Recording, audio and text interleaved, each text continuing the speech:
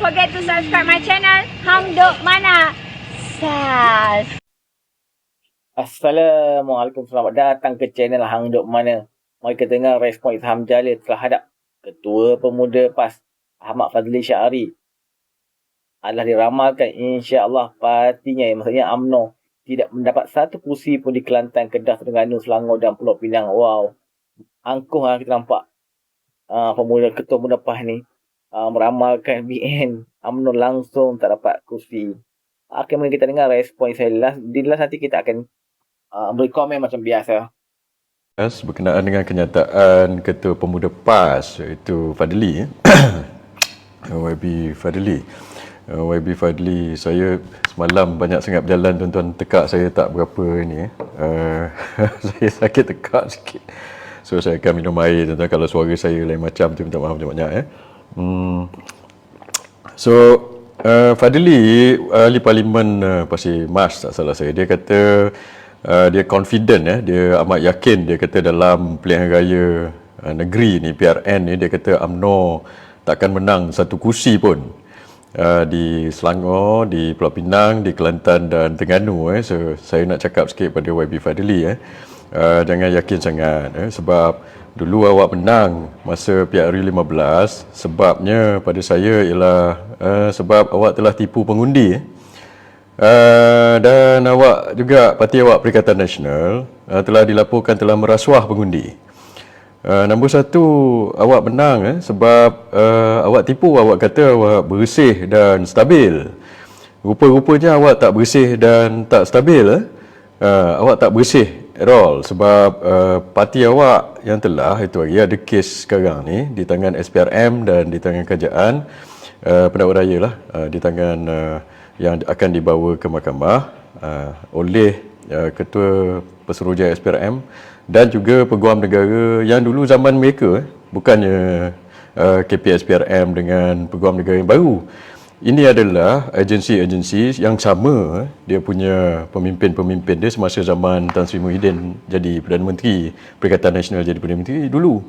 So, mereka ini didakwa oleh agensi-agensi atau ketua-ketua agensi yang mereka juga yang lantik dulu, tuan-tuan. So, ada kes sekarang ni yang mana Perikatan Nasional telah mengambil duit komisen dan rasuah, tuan-tuan. Daripada Jana Wibawa, tuan-tuan pun dah dengar banyak perkara ini, berbilion-bilion, lepas tu 200 juta lebih masuk ke dalam akaun. 2-3 hari lepas Tan Sri Muhyiddin telah didakwa dengan lagi tuduhan dakwaan ketujuh berkenaan dengan duit yang masuk dalam akaun dia daripada dana kerajaan, tuan-tuan. Ini menjadi masalah. Sebab duit-duit ini asalnya daripada dana kerajaan, daripada projek-projek. Dana kerajaan ini datang daripada duit kita, duit cukai, tuan-tuan. Duit cukai datang daripada duit kita. Lepas itu mereka ambil duit ini bagi projek. Lepas tu daripada projek ini masuk kepada bila dapat projek ini daripada kontraktor ini, kontraktor ini pula bagi kickback, timbal balas masuk dalam akaun parti. Ini tak boleh. Saya dah cakap lama banyak kali Fadli, saya bayar cukai bukan nak masuk dalam akaun Perikatan Nasional, bukan nak masuk dalam akaun Bersatu untuk Bersatu guna untuk pilihan raya. Bukan itu saya bayar cukai untuk itu. So sekarang mereka ini tidak bersih gunakan dana kerajaan, duit kerajaan untuk mereka belanja pilihan raya. Dah lah ambil rasuah, ambil komisen. Lepas tu pergi rasuah pengundi pula. Sebab itu saya ingin tentang perkara ini, tuan-tuan. Sebab kalau tidak, negara ini nak menuju ke mana bila ahli politik ambil rasuah untuk rasuah pengundi. So akhirnya kalau kita benarkan perkara ini, yang jadi pemimpin politik, pemimpin kerajaan yang membuat dasar adalah orang-orang rasuah dengan orang-orang jahat ajalah. So orang-orang baik tak boleh berjaya dalam politik di Malaysia kalau ini jadinya. Sebab tu saya nak tentang perkara ini buat atas pendanaan politik, tuan-tuan. So inilah satu. Dan YB Fadli ini juga adalah mereka ini orang-orang PAS dengan orang PPBM ni ialah tak habis-habis nak serang saya lah, tuan-tuan.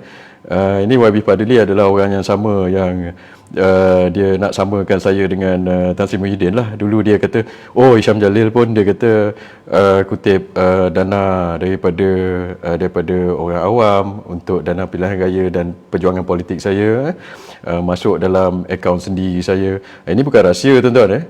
Saya memang pakai akaun persendirian saya untuk kutip dana daripada awam. Dan akaun kutipan ini dan perbelanjaan ini saya telah submit pun pada Suruhanjaya Pilihan Raya lepas pilihan raya itu hari.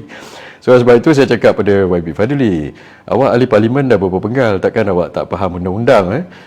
So kalau saya telah melakukan kesalahan, dalam akta mana yang saya melakukan kesalahan, nyatakanlah. Jangan nak fitnah saya juga. So itu saya pula dan puak-puak PAS dan PPBM ni tak habis-habis nak fitnah saya lah tuan-tuan. Mungkin kali ini kita nak dekat dengan pemilihan UMNO ini. Mungkin puak-puak itu tak nak kita menang, tak nak saya menang. Sebab itulah apa-apa agenda mereka, so mereka telah tiba-tiba buat isu tuan-tuan. Dan sebab itu saya nak cakap Fadli, pada YB Fadli tunjukkan di bawah akta mana ini telah melanggar kesalahan dan sebagainya. Dan sebenarnya bila dia cakap macam tu, dan bila kawan-kawan dia cakap macam tu, saya sebenarnya boleh ambil tindakan undang-undang pada dia kalau saya nak, iaitu apa orang kata di bawah kanun keseksaan, iaitu menuduh orang melakukan jenayah tuan-tuan. Dan perkara sama juga dulu Sanusi, Menteri Besar Kedah pun sama, dia telah menuduh saya melakukan jenayah, yang mana dulu ada isu PAS leak, ingat, yang mana pemimpin-pemimpin PAS ada satu dokumen itu yang mana ada minit mesyuarat menunjukkan bahawa pemimpin-pemimpin PAS ini dengan Perikatan Nasional ini telah berkomplot untuk menjatuhkan pemimpin UMNO. Lepas tu bila minit mesyuarat ini keluar, maka lepas itu mereka tak mengaku. Dia kata bukan kita buat, dia kata ini semua fitnah Dajjal. Mereka panggil saya Dajjal. Oh, saya pula jadi Dajjal tuan-tuan. Dan lepas itu Menteri Besar Kedah Sanusi dia panggil saya macam-macam tuan-tuan. Dia biasalah, dia ni saya tak tahulah dia dibesarkan macam mana, macam saya, walaupun saya daripada keluarga miskin, saya dibesarkan mak bapak saya mengajar saya jangan mencarut, jangan untuk maki-maki orang, sebab itu menunjukkan cara dibesarkan. So saya walaupun orang miskin dulu, saya beri kecil, tapi saya tidak dibesarkan, mak bapak saya ajar saya jangan maki-maki orang. Sanusi ni saya tak tahu macam mana dibesarkan. Dia panggil saya dengan macam-macam nama. Lepas tu dia tuduhnya dalam satu press conference tuan-tuan, di pejabat Menteri Besar Kedah, dipanggil semua wartawan ini, dia buat press conference, dia kata PAS leak ni dibuat oleh Hisham Jalil, dia cakap. So tiba-tiba je dia petik nama saya tuan-tuan. Dan bila dia petik nama saya macam itu, dan saya ini adalah satu kes jenayah tuan-tuan, pada Sanusi, dan sebab dia telah menuduh saya melakukan jenayah. Bila anda menuduh orang melakukan jenayah, itu adalah satu kes jenayah, dan jika sabit kesalahan boleh dibawa, boleh dipenjara selama 2 tahun. Dan kes ini polis telah siasat tuan-tuan. Dan kertas itu saya telah dimaklumkan oleh polis, even itu hari sebelum pilihan raya tak salah saya, bahawa mereka telah pergi interview Sanusi dan sebagainya, ambil keterangan daripada Sanusi dan keterangan daripada saya sendiri, dan polis telah maklumkan saya memang ada kes. Dan kertas ini dibawa ke Peguam Negara, maka Sanusi tunggu masa lah awak didakwa. So kalau kena dakwaan itu, awak boleh masuk penjara selama 2 tahun Sanusi, kerana telah menuduh saya melakukan jenayah. Dia kata saya yang telah buat PAS leak itu, sebab itu dokumen palsu disebarkan dalam internet, maka anda di bawah Akta SKMM, saya boleh dikenakan hukuman tuan-tuan kalau saya buat. Dan saya telah bagi tahu pihak polis dan ini, kalau saya buat takkanlah saya pergi buat laporan polis. Saya buat laporan polis, kalau memang saya yang buat, saya pula nanti kena tuan-tuan, laporan palsu dan sebagainya. So mengikut kes Sanusi itu, dia tuduh saya melakukan jenayah, dia siasatan, dan sabit kesalahan dia boleh dikenakan hukuman penjara 2 tahun. Dalam kes Fadli ni pun samalah, dia telah tuduh saya melakukan jenayah, padahal dia tak tahu undang-undang tuan-tuan. Dia kata salah kononnya untuk kita raise dana politik menggunakan akaun persendirian. Undang-undang mana yang dia ikut? Dalam undang-undang Malaysia sebenarnya, untuk saya dah bawa Akta Pendanaan Politik ni dah lama, so saya tahu undang-undang tuan-tuan. Sebenarnya kalau awak nak raise dana, hanya 2 entiti saja yang boleh raise dana politik. Nombor 1 persendirian, nombor 2 adalah parti politik. So kalau anda nak raise dana politik, orang-orang muda yang mungkin nak menceburkan diri dalam politik tapi tak ada dana, tuan-tuan boleh raise dana dengan persendirian ataupun melalui ahli politik. Tapi apa yang kita tak buat, kita tak boleh buat dan menyalahi undang-undang adalah untuk raise dana politik melalui pertubuhan NGO ataupun syarikat. Ini tak boleh tuan-tuan sebenarnya. Contrary to orang yang percaya kalau nak raise dana kena masuk akaun syarikat atau akaun NGO. Sebenarnya ini yang jadi salah undang-undang.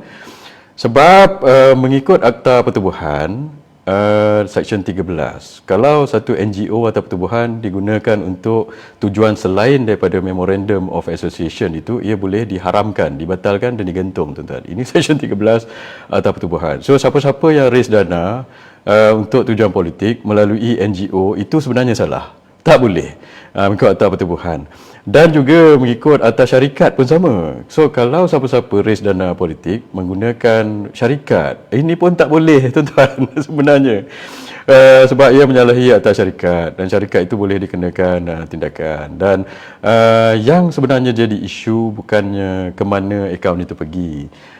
Yang menjadi isu sebenarnya sumber duit itu datang daripada mana. So kalau Fadli nak tuduh dia orang ni, memanglah bila mereka kena tuduhan, mereka nak tunjuk tangan pada orang lain. Oh, itu buat tu, itu buat ini. UMNO dulu buat macam itu. Hisham Jalil yang buat paslik dah, saya dah pula kena itu lagi. Azmin Ali pun petik nama saya, dia kata mereka kena tuduh apa kata mahkamah ini semua jadi kluster mahkamah sebabnya ialah kerana Datuk Zahid dan Hisham Jalil ini telah berkomplot. Saya pula dah berkomplot, jadi dalang mereka nak kena tuduhan yang ambil rasuah, yang dituduh ambil komisen. Ialah mereka masuk akaun bersatu, bukan akaun saya, bukannya akaun UMNO, tuan-tuan. So awak berani buat, beranilah tanggung. Dan saya dah telah cakap mereka akan jadi kluster mahkamah sejak sebelum PRU 15 lagi. Masa itu siapa yang jadi kerajaan? Awak orang lah. Takkan saya dah berkomplot sebelum itu, tuan-tuan. So mereka kena jawab perkara ini, jangan nak nuduh orang sahaja.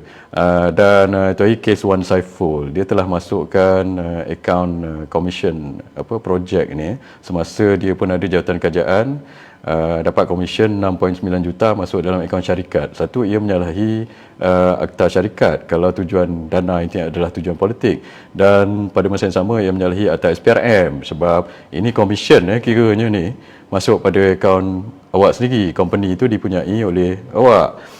Dan Tan Sri Muhyiddin punya kes pula masuk dalam akaun parti, tapi sumbernya itu adalah daripada dana projek kerajaan, dana wibawa bagi pada projek. Lepas tu kontraktor ini masuk pada akaun parti, dan satu lagi bagi pengecualian cukai pula itu. Lepas tu orang yang dibagi pengecualian cukai itu masuk dalam akaun parti.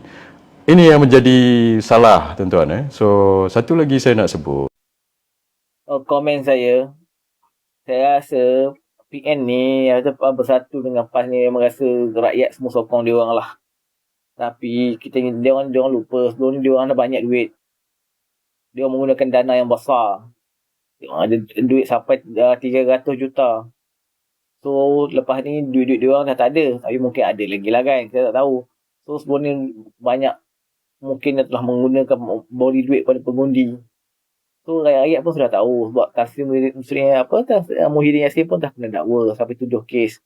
So beliau pun mulai di kluster mahkamah. Sebelum ni PN dia kata dekat UMNO kluster mahkamah. Sekarang lepas ni dia orang pun dah jadi kluster mahkamah. So dia orang tak boleh cakap. Dia modal dia orang dah kurang habis kuat. Modal dia orang katakan DAP lah. Itu je modal dia orang. So rakyat pun dah tengok kebaikan Anwar buat. Dia orang cakap dulu kalau Anwar merintah Islam terancam. Sekarang kita tengok majlis-majlis ilmu di Putrajaya telah pun dikembangkan oleh Anwar. Setiap minggu ada majlis ilmu. Dan kita harap rakyat semua buka mata lah. Anwar pun sebelum raya nanti akan beri sumbangan rahmah untuk menyambut Ramadan kepada B40. Apa lagi yang kita nak?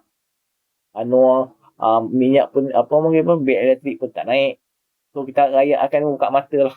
Anwar yang humble. Okay. So kita mengharap kerajaan badan terus kekal. Assalamualaikum.